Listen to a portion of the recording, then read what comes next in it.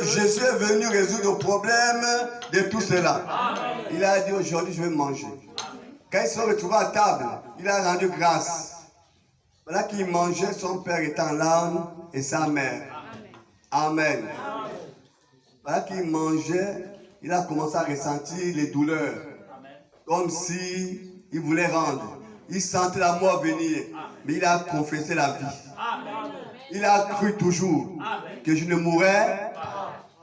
Amen. Jusqu'à ce que cet épisode est passé.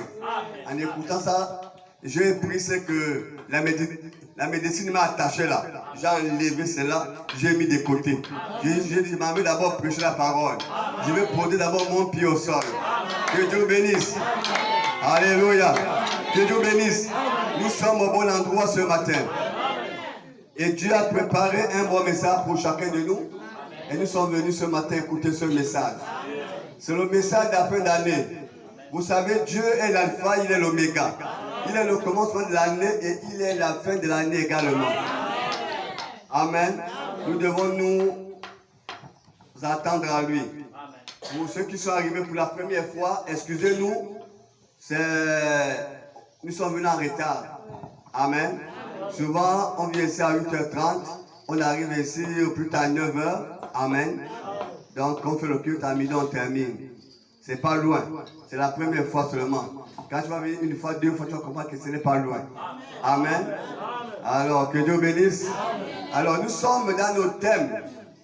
Le thème de cette année, la restauration de l'arbre épouse. Amen.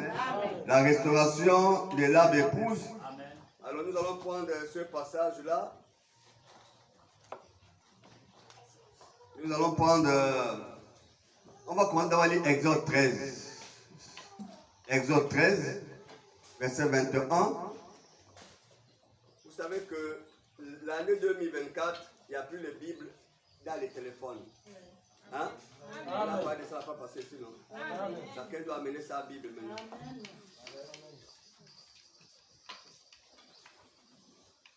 Exode 13, verset 21. Et puis, Genèse... oui, Exode 13, verset 21. On peut aussi lire Joël 1, verset 1 à 4. Et Joël 2, verset 25. Disons la parole d'Exode. Je vais parler sur deux thèmes mélangés. Amen. Voilà. Exode 13. La Bible dit dans Exode 13, du verset 21, écoutez ceci. L'Éternel allait devant eux, le jour dans une colonne de nuée, pour les guider dans leur chemin, et la nuit dans une colonne de feu, pour les éclairer, afin qu'ils marchent jour et nuit. La colonne de nuée ne se retirait point devant le peuple pendant le jour, ni la colonne de feu pendant la nuit. Alléluia. Joël. Joël dit quoi? Joël 1, du verset 1 à 4. Il dit ceci.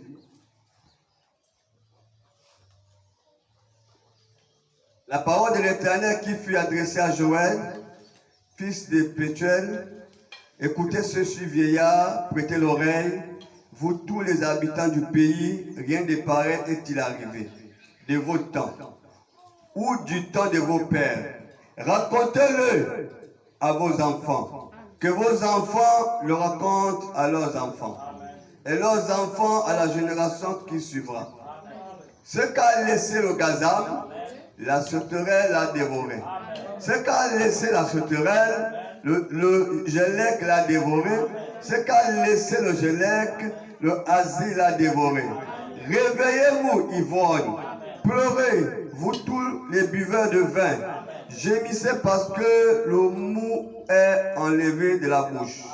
Car un peuple est venu fondre sur mon pays. puissant et innombrable. Amen. Le même Joël, le verset 25, dit ceci. Joël 2, verset 25, dit ceci. Il dit ceci. Je vous remplacerai les années qu'a dévoré la sauterelle, le jalek, le hasi et le gazam. Ma grande armée que j'avais envoyée contre vous, vous mangerez et vous rassasierez. Et vous célébrerez le nom de l'Éternel votre Dieu, qui aurait fait pour vous des prodiges. Et mon peuple ne sera plus jamais dans la confusion. Et vous saurez que je suis au milieu d'Israël, que je suis l'Éternel votre Dieu. Il n'y a point d'autre, et mon peuple ne sera plus jamais dans la confusion. Alléluia. Père Céleste, nous voulons te rendre grâce parce que le monde saura que tu es notre Dieu. Le monde saura que nous ne serons plus dans la confusion. Seigneur, que cette année 2023 qui est en train de terminer, que nous sommes à la porte de l'année 2024, Seigneur éternel. Seigneur, nous ne rentrerons plus dans 2024 de la confusion. Parce que nos cris, nos douleurs, nos lamentations, nos problèmes, Seigneur éternel, prendra fin maintenant. Dans le nom tout-puissant de Jésus-Christ. Car tu as dit 2 ou 3 s'accordent sur la terre pour demander quelque chose à mon nom, il leur sera accordé. Nous sommes venus ce matin, Seigneur, pour demander, Seigneur éternel. Et ce matin, nous allons demander. Et nous croyons ta parole. Dit, si nous demandons, nous recevrons. Si nous cherchons, nous trouverons. Si nous ne croyons pas à la porte, on nous ouvrira, Seigneur. Nous croyons à cela. Voilà pourquoi nous sommes venus si nombreux. Regarde ceux qui sont en chemin. Regarde ceux qui ont voyagé. Regarde ceux qui n'ont pas pu être là, Seigneur. Que la même faveur que tu vas nous accorder ce matin, que la même faveur soit également sur eux. Nous voulons te dire merci, Seigneur. Dispose nos cœurs à recevoir ta parole. Dispose nos cœurs à écouter ta voix.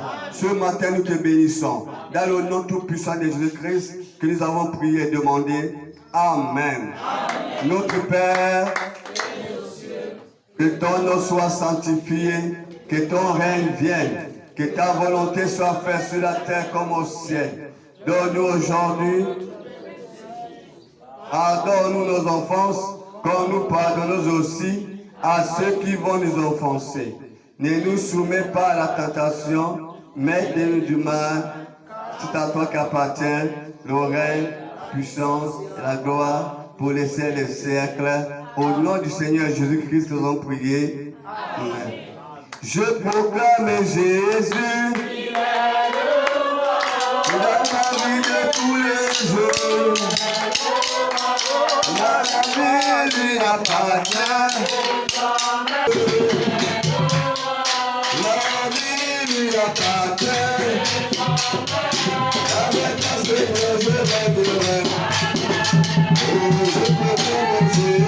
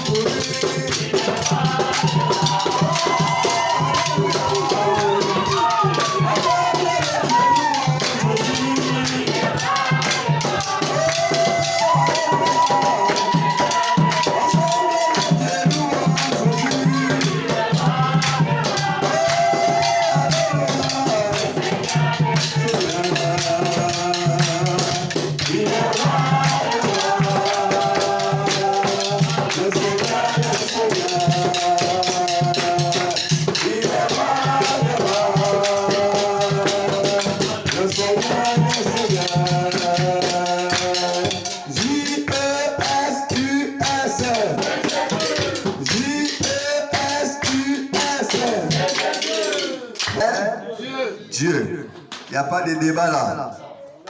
Alléluia. Il n'y a pas de débat. Jésus-Christ est Dieu. Alléluia. Que Dieu le bénisse. Bien-aimés, nous venons de lire un passage extraordinaire ici, là où Dieu dit, j'envoie un ange devant toi. Amen. J'envoie un ange devant toi pour te protéger en chemin. Amen. D'Exode. J'envoie un ange devant toi pour te protéger en chemin, pour te faire arriver au lieu que j'ai préparé. Amen. Voilà Jésus. Amen. Recevons ce message pour cette année 2024. Amen. Le message que l'Éternel nous donne pour 2024. Il a dit que tu ne marcheras plus dans la confusion. Il y a quelqu'un ici? Tu ne marcheras plus dans la confusion. Alors, pour ne pas que tu marches dans la confusion, il te dit ce matin, j'envoie un ange devant toi pour te protéger en chemin. Afin que tu ne sois pas dans la confusion. Amen. Écoutez ceci. Et pour te faire arriver au lieu que j'ai préparé. Amen. Il y a quelqu'un ici? J'envoie mon ange devant toi pour te protéger. Afin que tu ne sois plus dans la confusion. Il dit, et pour te faire arriver au lieu que j'ai préparé. Vous devez savoir une chose, que l'Éternel a des projets de bonheur pour nous. Amen. Et non des malheurs. Amen. Quand il y a un malheur, ça dit c'est le diable. Amen. Tous les projets que Dieu a pour ces projets de bonheur. Amen. Même quand le mal nous arrive, amen, assurément Dieu est derrière ce mal. Amen. La Bible dit ceci, le malheur atteint souvent le juste, mais le Seigneur peut quoi? L'embellir. Un mal peut arriver à un juste. Un malheur peut arriver à un juste. Un problème peut arriver à un juste. Mais sachez que la délivrance est là. Le problème aujourd'hui, quand il y a un problème qui arrive aux enfants de Dieu, rapidement la foi tombe. Est-ce que quelqu'un voit quelque chose? Quand un problème arrive aux enfants de Dieu, rapidement la foi tombe. Nous perdons la foi, nous ne croyons plus. Nous disons que Dieu nous a abandonnés, Dieu nous a oubliés, nous nous retournons vers Toukara, vers Mamadou. Alors que Dieu dit, le malheur peut arriver, mais l'Éternel nous fait quoi? Nous en délivre. Ça peut arriver. Ça peut arriver. Il a dit encore ceci, ils vous feront la guerre. Il n'a pas dit que la guerre n'arrivera pas. Ton ennemi peut te faire la guerre. Ton ennemi peut t'attaquer. Un sorcier peut t'attaquer. Un sorcier peut t'attaquer. Un sorcier peut t'attaquer. Un sorcier peut t'attaquer. Amen. Quand on t'attaque, ça veut dire que tu vas sentir les secousses dans ton corps, dans ta maison, dans ta famille, au travail. Tu auras les secousses. Mais qu'est-ce qu'il dit? C'est moi, je serai l'ennemi de tes ennemis. Amen. Il ne t'a pas dit que toi, tu seras l'ennemi de tes ennemis. Il a dit, moi, l'Éternel, je serai l'ennemi de tes ennemis. Je serai l'adversaire de tes adversaires. Ça veut dire que si vous avez les choses des ennemis, ne les craignez pas. Ce n'est pas votre combat, c'est le combat de l'Éternel. Ce n'est pas votre situation, c'est la situation de l'Éternel. Donc ça veut dire je dors paisiblement. Quand on me provoque, il dit, Seigneur, tu as vu, non? Il ne t'a pas dit que tu combats. Hein? Il ne t'a pas dit que tu fais le combat. Nous disons souvent que fais le premier pas, l'Éternel fera la suite. Je n'ai pas lu ça. Il a dit, je serai l'ennemi de tes ennemis. Je combattrai pour toi. Il dit, la seule chose que toi tu dois faire, c'est de rester calme et me faire confiance. Dieu n'agit pas quand le peuple bouge. Dieu n'agit pas quand les gens murmurent. Dieu n'agit pas quand les gens ont peur. Dieu agit quand vous êtes tranquille dans le calme. Même Moïse, pour que la mer rouge soit fendue en deux, Moïse s'est retourné d'abord vers le peuple et a dit, calmez-vous.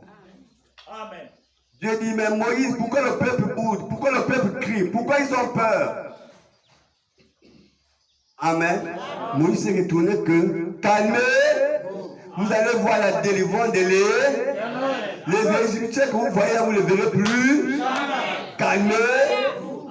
Dieu n'agit pas quand le peuple crie, les gens ont peur, les gens paniquent. Non, Dieu ne peut pas agir ainsi. Ça montre que vous avez peur. Ça montre que vous n'avez pas confiance à Dieu. Alors cette année 2024, ton esprit ne sera plus confus. Tu ne marcheras plus de la confusion. Dieu va éclairer ton chemin. Il enverra un ange qui marchera devant toi. Il y a quelqu'un ici pour dire Amen. On dirait que vous ne voulez pas que l'ange de l'Éternel marche avec vous. J'enverrai mon ange, il marchera devant vous. Vous savez que quand tu es né, quand tu es fils ou fille de Dieu, Dieu te place un ange à tes côtés. Même petit garçon que tu vois là a déjà un ange. Qu'est-ce qu'il dit? Il dit attention de faire du mal aux petits garçons. Leurs anges sont devant moi. Alléluia. Ne craignez pas, petit troupeau. Qu'est-ce qu'il dit? Tiens-toi sur tes gardes. Amen. Tiens-toi sur tes gardes en sa présence. Écoute sa voix. Ce que tu dois faire, tu dois rester sur tes gardes. Rester vigilant. Rester à l'écoute de la parole. Chercher à garder la parole, à vivre la parole. Amen. Tiens-toi à sa présence. Ne t'éloigne jamais. Écoute sa voix. Ne lui résiste point. Ne résiste point au Saint-Esprit. Quand il te dit, lève-toi vers l'église, ne raisonne pas. Lève-toi vers l'église. Quand il te dit, lève-toi va prier, ne raisonne pas. Lève-toi va prier. Aujourd'hui, nous avons un démon de raisonnement, un démon de résistance qui est dans nos mains. C'est ce qu'on appelle le téléphone. Un grand démon de résistance, un grand démon de raisonnement. C'est un esprit. Hein? Nous parlons souvent que c'est la dynamique dans la mécanique, non? Oui, c'est la dynamique démoniaque dans la mécanique, dans le téléphone. Quand le Saint-Esprit dit, lève-toi, va prier, le téléphone te montre des choses qui se passent dans le monde. Et là, tu donnes ton téléphone. Alors que si tu partais prier, le Saint-Esprit devait te révéler quelque chose. Amen. Voilà aujourd'hui, Dieu ne traite plus assez avec son Église parce que l'Église n'a pas assez du temps pour lui. Voilà pourquoi Dieu ne traite plus assez avec l'Église. Lève-toi à prier, le téléphone te montre des choses. Vous ne voyez pas que le monde des ténèbres ne font que sortir les choses, les TikTok, les Instagram, les Facebook, beaucoup de choses. C'est le monde des ténèbres. Il ne faut que faire sortir ça pour nous occuper et pour nous empêcher d'aller dans la présence de Dieu. Amen. Amen. Combien de temps? Prenez vos téléphones sur Facebook, ils ont un truc là, qu'il montre le temps par jour, par semaine, par mois que vous passez devant vos téléphones. Et quand tu passes tout ce temps, quel est le temps que tu pourras rester avec Dieu? Comment ton esprit ne peut pas vivre dans la confusion? Comment ton esprit ne peut pas paniquer à chaque nouvelle? Comment ton esprit ne peut pas paniquer à chaque situation? Vous savez, un jour, nous étions encore locataires à Kingere. Nous sommes à la cité là-bas.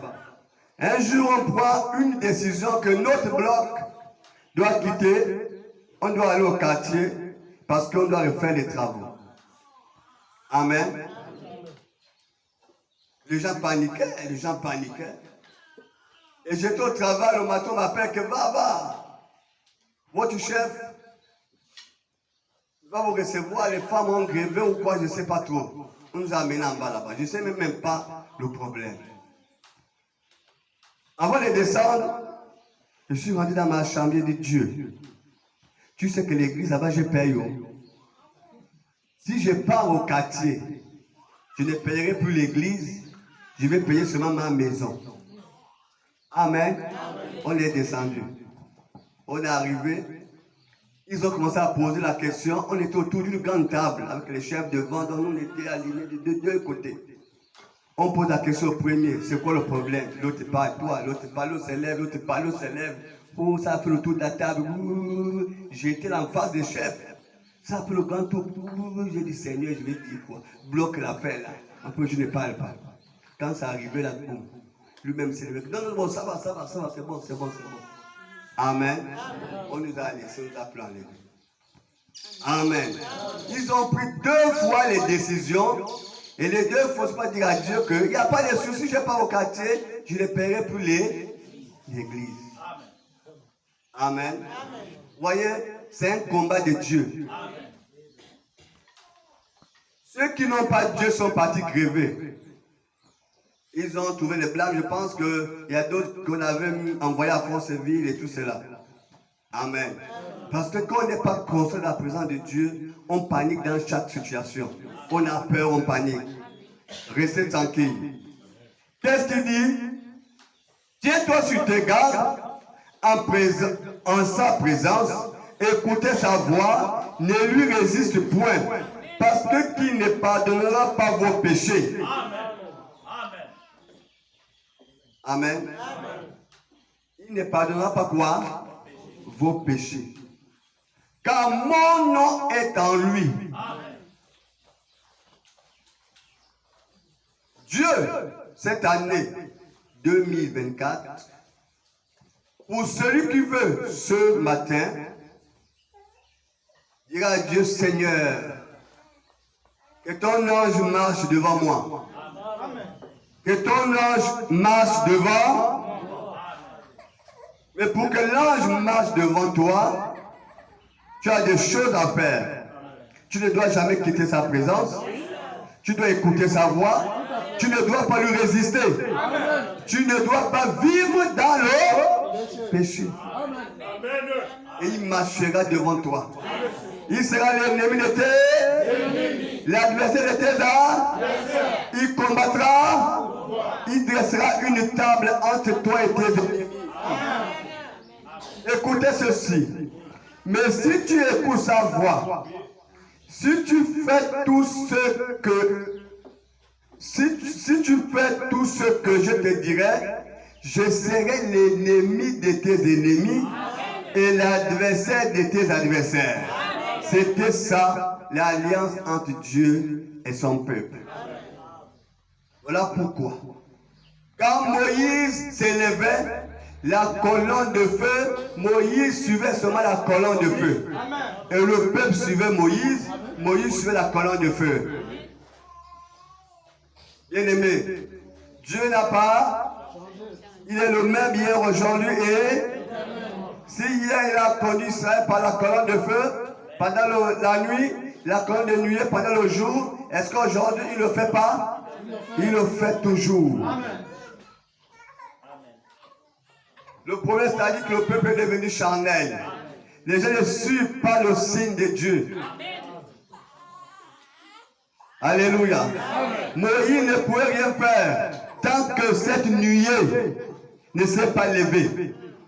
Quand la nuée se levait pour marcher sur la terre de Moïse, le peuple voyait la nuée au travers de Moïse.